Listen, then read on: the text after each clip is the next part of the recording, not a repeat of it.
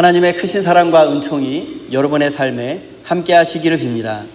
오늘은 성막을 만들라라는 제목으로 함께 하나님의 말씀을 나누겠습니다. 자, 오늘 본문 말씀에는 하나님께서 모세에게 성막을 만들라고 지시하는 내용이 기록되어 있습니다. 성막은 말 그대로 거룩한 장막, 거룩한 텐트라는 뜻입니다. 왜냐하면 거룩하신 하나님께서 이스라엘 백성들을 이곳 성막에서 만나 주시겠다고 약속하셨기 때문입니다. 성막의 또 다른 이름은 회막입니다. 구약성서를 읽다 보면 성막, 회막, 증거막이라는 표현이 나오는데 다 똑같이 이 성막을 의미하는 것입니다. 이것은 모일 회자를 써서 백성들이 모이는 장막, 사람들이 모이는 텐트라는 뜻입니다. 백성들이 이곳 회막에 모여서 하나님께 제사를 드렸기 때문에 회막이라는 이름으로도 불렸습니다. 마지막으로 성막을 증거막이라고도 불렀습니다. 왜냐하면 성막 안에 지성소에 십계명이 새겨진 돌판을 담고 있는 증거궤가 있기 때문입니다. 이 증거궤는 언약궤라고도 부릅니다. 이 증거궤가, 이 언약궤가 성막에서 가장 중요한 것이었기 때문에 성막을 증거막이라고도 불렀습니다. 성막은 여러분 사진에서 보셨던 것처럼 고정된 건물이 아니라 이동식 텐트 형태로 지어졌습니다. 그 이유는 이스라엘 백성들이 광야에서 계속 행진해야만 했기 때문입니다. 지금은 시내산에서 머물고 있지만 이제 시내산에서 자리를 정리하고 가나안으로 향해서 약속의 땅을 향해서 그들이 행진하며 나아가야 했기 때문입니다. 그들의 목적지인 가나안 지역으로 이동하는 동안에도 그들이 계속해서 하나님과 동행하고 하나님의 은혜를 누리기 위해서 성막을 이동형으로 만들어서 계속 성막을 모시고 다녔던 것입니다. 그리고 성막은 나중에 솔로몬 시대에는 예루살렘 성전으로 발전하게 되고 예수님 이후에는 예수님을 구원자로 믿는 한 사람 한 사람이 모두 성전이 되었습니다. 예수님을 믿는 우리가 바로 하나님의 거룩한 성전입니다. 거룩한 성막입니다. 더 나아가서 예수님을 믿는 사람들의 모임이 교회가 되었습니다. 사람들은 보통 교회라고 하면 건물을 떠올립니다. 교회, 성전, 성막 이런 단어를 듣게 되면 먼저 건물을 떠올립니다.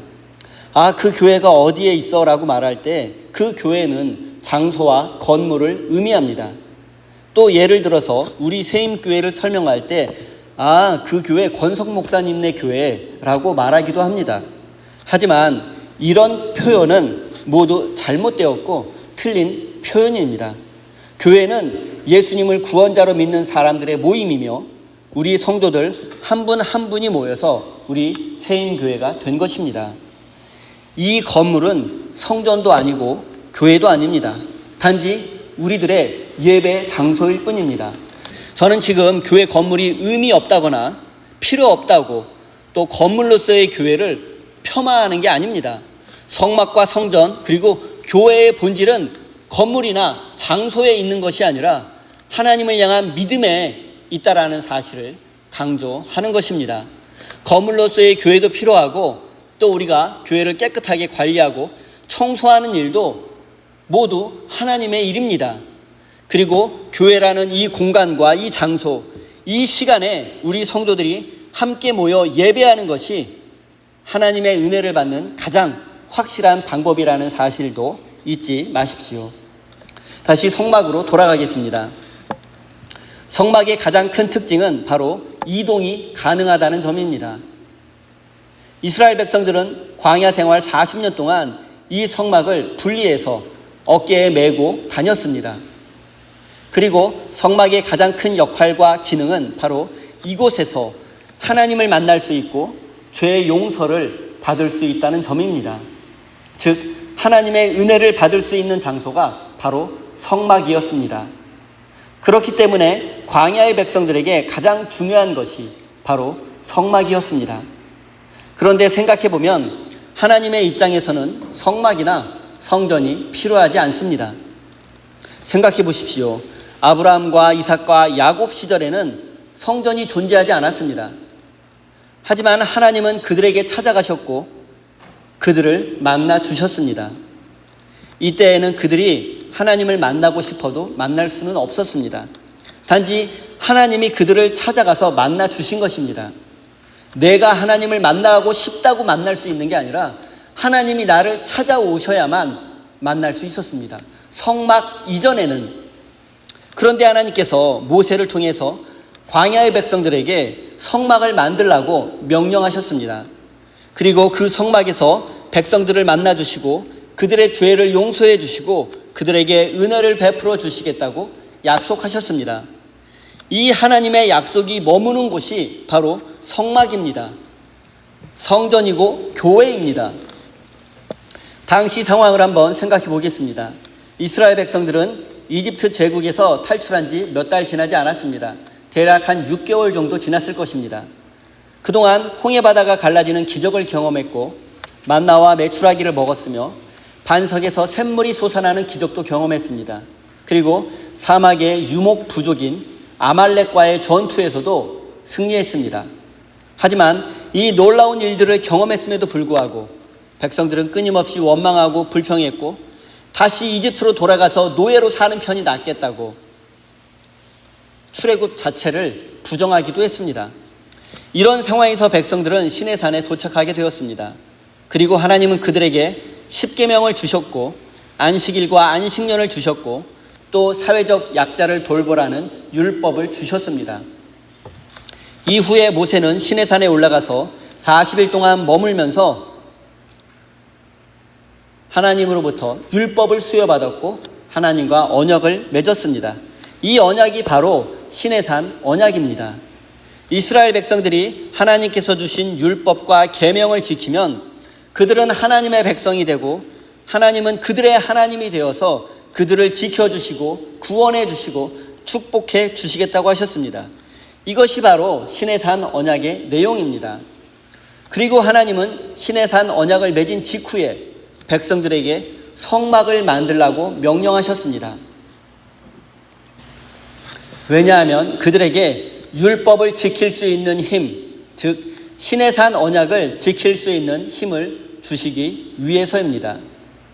성막에서 제사를 드리고 예배하는 백성들, 하나님은 그들에게 힘과 능력을 주시고 하나님의 힘과 능력을 부여받은 이스라엘 백성들은 하나님과 맺은 언약, 시내산 언약을 지킬 수 있었습니다. 하나님은 성막에서 백성들의 죄를 용서해 주시고 그들에게 은혜를 베풀어 주십니다. 그들은 성막에서 하나님을 만나고 경험할 수 있었습니다. 그리고 하나님을 만나고 경험한 백성들은 하나님과 맺은 시내산 언약을 다시 한번 기억하고 지킬 수 있었습니다. 만약 성막이 없었다면 그들은 하나님의 사랑과 은혜를 경험하기 어려웠을 것이고 하나님과 맺은 시내산 언약을 잊어버리고 말았을 것입니다. 하나님은 광야의 백성들이 하나님과의 약속을 기억하고 하나님의 거룩한 백성으로 변화되기를 바라는 마음으로 그들에게 성막을 선물로 주신 것입니다. 만약 성막이 없었다면 이스라엘 백성들은 작은 시련과 고난 앞에서도 하나님을 향해 원망과 불평을 쏟아내고 믿음의 바닥을 드러냈을 것입니다. 그리고 그 결과는 하나님의 징계와 심판일 수밖에 없습니다. 사랑하는 성도 여러분, 하나님은 성막이 필요하지 않으십니다. 성막과 성전 그리고 교회가 필요한 존재는 바로 우리들입니다. 우리는 성막과 성전 그리고 교회를 통해서 죄 용서를 받고 하나님의 은혜를 누리고 하나님의 말씀을 배울 수 있기 때문입니다. 성막과 성전, 교회는 이렇게 소중합니다. 그리고 매 주일 오전 11시 이곳에 모여서 예배하는 것은 신앙의 기본입니다. 신앙의 기본이라는 뜻은 예배를 떠나서는 믿음을 지킬 수 없고 하나님의 백성으로서의 지위를 유지할 수도 없다는 뜻입니다. 하나님은 교회를 통해서 역사하시고 신앙 공동체를 통해서 우리에게 은혜를 주십니다. 그렇기 때문에 성전은 거룩한 공간이며 교회는 거룩한 모임입니다. 이 사실을 마음에 새기시고 우리 교회가 하나님의 기뻐하시는 교회가 될 수 있도록 여러분 서로를 더욱 사랑으로 섬기며 또 서로를 위해서 기도해주는 아름다운 믿음의 성도들이 되시기를 바랍니다. 1절과 2절 말씀을 제가 읽겠습니다. 주님께서 모세에게 말씀하셨다. 너는 이스라엘 자손에게 말하여 나에게 예물을 바치게 하여라. 누가 바치든지 마음에서 우러나와 나에게 바치는 예물이면 받아라. 하나님은 모세를 통해서 백성들에게 말씀하셨습니다. 성막을 만들기 전에 백성들에게 속된 말로 돈을 거둬라. 일종의 건축 헌금을 강요하십니다. 그리고 마음속에서 우러나오는 그 진정한 마음으로 기쁜 마음으로 드리는 그 헌금만 받아라. 체면치레나 의무감 또는 형식적으로 바치는 헌금은 거부하시겠다는 뜻입니다. 그런데 지금 이스라엘 백성들의 상황은 기쁜 마음으로 마음에서 우러나와서 하나님 앞에 드릴 수 있는 형편이 아닙니다. 그들은 불과 몇 달 전까지 이집트 제국의 노예였습니다. 그리고 지금까지 여러 달 동안 광야에서 생존의 위협을 견디고 있는 중입니다.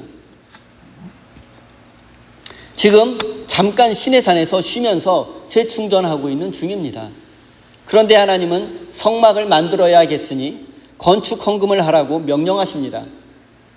그것도 기쁜 마음으로 마음속에서 우러나와서 하라고 하십니다. 저는 하나님께서 이스라엘 백성들에게 너무 무리한 요구를 한다는 생각이 들었습니다. 벼룩의 간을 빼먹는다는 말이 있는데 불경하게도 지금 이 상황에 적절한 표현이 아닌가 생각합니다. 그런데 생각해보면 지금 이스라엘 백성들에게는 벼룩의 간 정도는 남아 있습니다. 그들에게 풍부한 재물이 많은 돈이 있을리 만무하지만 그들에게는 사실 비상금이 있습니다. 이스라엘 백성들은 출애굽 직전에 이집트인들에게 반강제로 금과 은 그리고 각종 보석들을 선물로 받았습니다. 그리고 얼마 되지는 않지만 자신들이 노예 생활하면서 평생을 모은 금부치와 보석들도 약간은 있었을 것입니다. 출애굽기 12장의 기록에 의하면 하나님께서 출애굽 직전에 이집트 사람들의 마음에 감동을 주셔서 히브리 사람들에게 금과 은과 보석류를 주었다라는 내용이 있습니다. 그러니까 지금 광야의 백성들에게는 적지 않은 재물이 있습니다. 그런데 이 돈은 말 그대로 비상금이고 그들의 생명줄입니다. 이 돈은 정말 위급한 상황에 사용해야 합니다. 그리고 이런 비상금이 있어야지 마음의 안심도 되고 가나안 땅에서 고생도 덜하고 가나안 땅에서 안전하게 정착할 수 있습니다. 이 비상금은 그들의 생명줄이고 그들의 생명을 지켜줄 돈이고 가나안 땅에서 정착할 때 쓸 정착 자금입니다. 이스라엘 백성들은 당시 몇 달 후면은 우리가 가나안 땅에 정착할 거라고 생각했습니다. 그런데 막상 가나안 땅에 도착했는데 돈이 한 푼도 없다면 그들은 광야의 생활보다 더한 고생을 해야 할지도 모릅니다. 여러분, 돈이 있어야지 집도 짓고 농기구도 사고 양과 염소도 사고 자녀들도 키울 수 있습니다. 그런데 하나님은 지금 성막을 지어야 하니 마음에서 우러나와서 기쁜 마음으로 건축 헌금하라고 명령하십니다. 벼룩의 간을 빼먹는다는 말이 떠오르는 이유입니다. 만약 여러분이 지금 이스라엘 백성들과 같은 상황이라면 어떻게 하시겠습니까? 마음에서 우러나와서 비상금을 생명과도 같은 그 돈을 하나님 앞에 바칠 수 있으시겠습니까?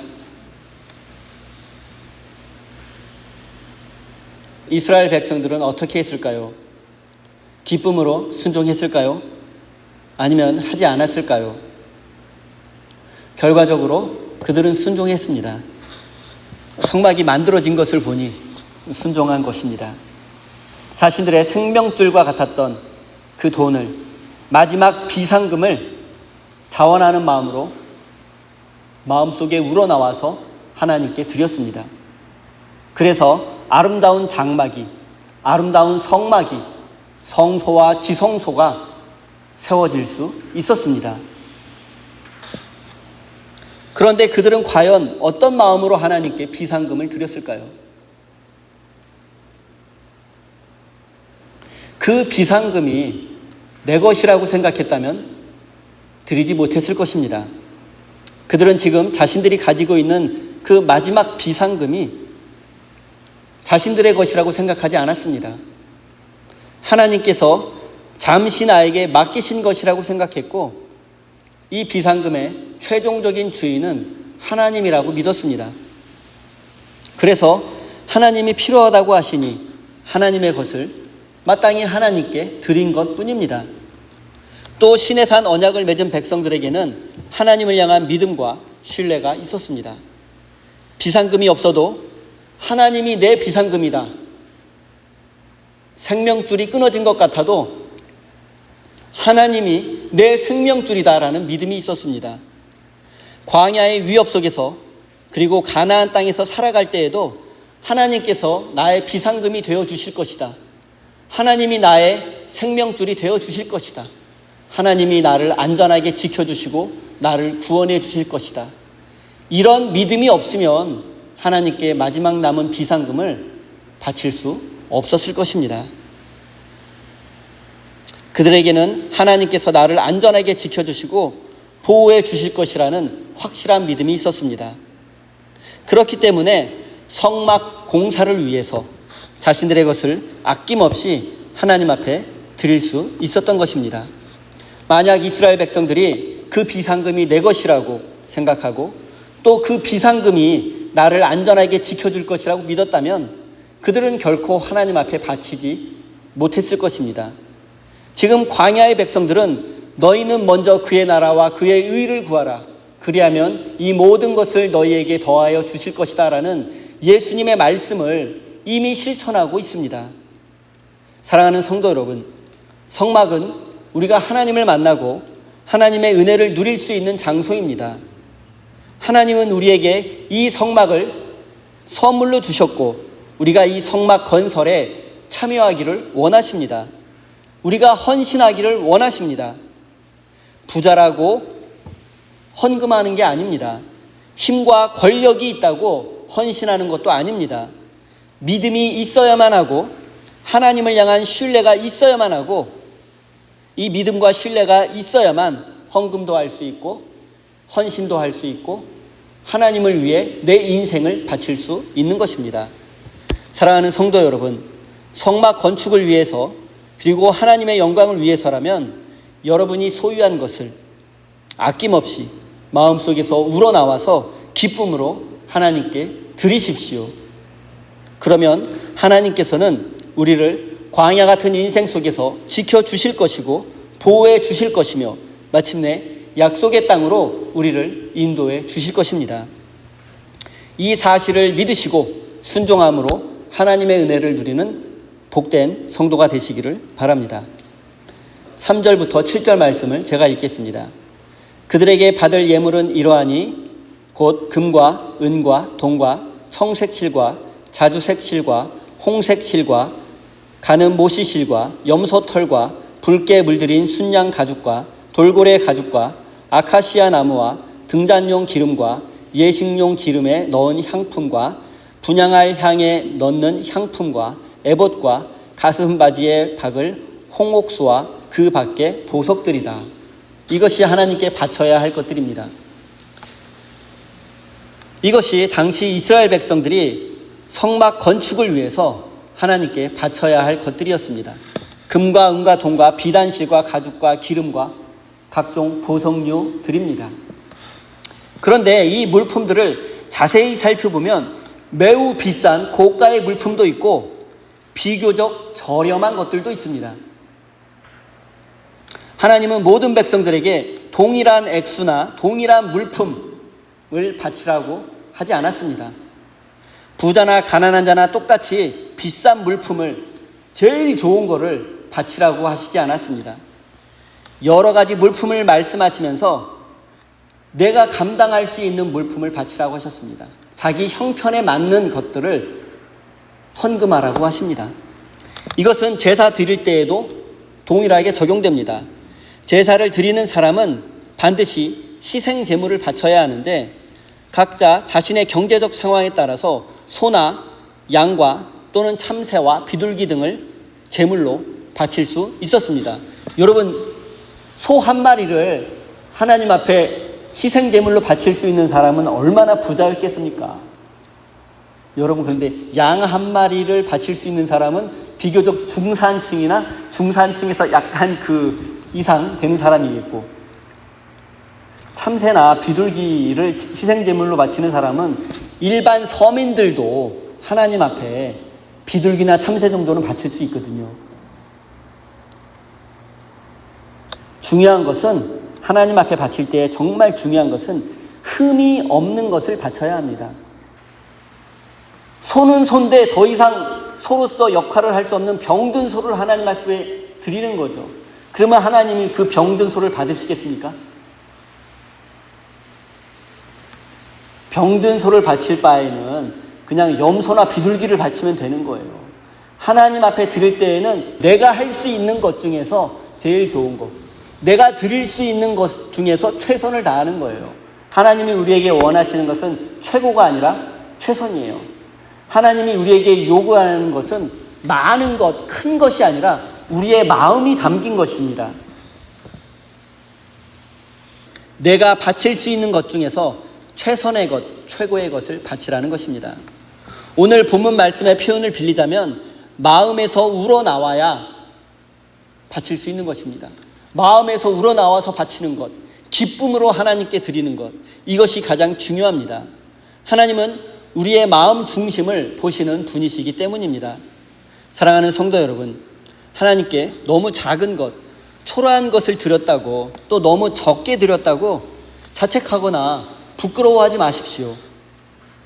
그것에 여러분의 마음이 담겨 있다면 하나님은 그 어떤 것이라도 기쁘게 받으실 것이고 여러분에게 축복해 주실 것입니다.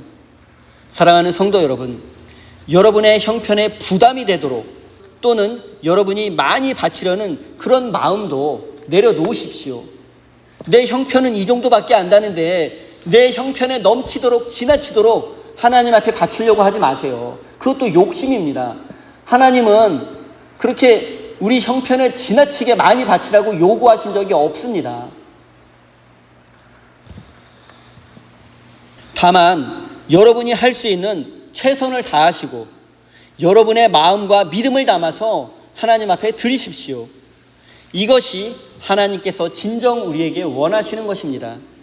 사랑하는 우리 세임교회 성도 여러분, 이 사실을 마음 깊이 새기시고 하나님께 감사와 기쁨의 마음으로 드리고 또 하나님의 나라를 위해서 헌신하는 하나님 나라의 백성이 되시기를 바랍니다. 기도하겠습니다. 은혜로우신 하나님, 오늘 말씀을 통해 성막과 성전 그리고 교회가 얼마나 소중한 것인지 새삼 깨닫게 됩니다. 성도들의 수고와 헌신을 통해서 세워진 성전 그리고 예수 그리스도의 피값으로 세워진 교회입니다. 우리가 이 성전과 교회를 귀하게 여기며 이곳에서 기도하고 예배할 때 우리에게 은혜를 베풀어 주시고 축복해 주십시오. 하나님, 우리 성도들이 주님의 성전과 교회가 세워지는 일에 참여하게 하시고 수고하며 헌신하게 해 주십시오. 지금 우리가 가진 모든 것의 참된 주인은 하나님이심을 잊지 않게 하시고 하나님이 원하시는 일에 하나님의 나라와 하나님의 영광을 위해서 하나님께서 우리에게 맡기신 것을 아낌없이 기쁨으로 사용할 수 있도록 인도해 주십시오. 우리에게 그런 믿음을 허락해 주십시오. 하나님, 비록 지금 우리의 삶의 자리가 광야와 같다 할지라도 이 광야와 같은 삶 속에서 우리를 지켜줄 것은 돈과 성공이 아니라 바로 하나님이라는 사실을 잊지 않게 해주십시오. 사랑의 하나님, 이 시간 우리 성도들이 마음속에서 우러나오는 마음으로 기쁨으로 소중한 예물을 드립니다. 이 예물을 통해서 우리 세임교회가 든든히 세워져 가게 해주십시오. 하나님, 계속되는 무더위 속에서 우리 성도들의 건강과 안전을 지켜주시고 저들의 삶에 항상 하나님께서 주시는 은혜와 평화가 가득하게 하시고 땀 흘려 수고하며 일할 때에 30배, 60배, 100배의 축복을 주시고 저들의 삶이 보람되고 가치 있는 삶이 되게 해 주십시오. 예수님의 이름으로 기도드립니다. 아멘.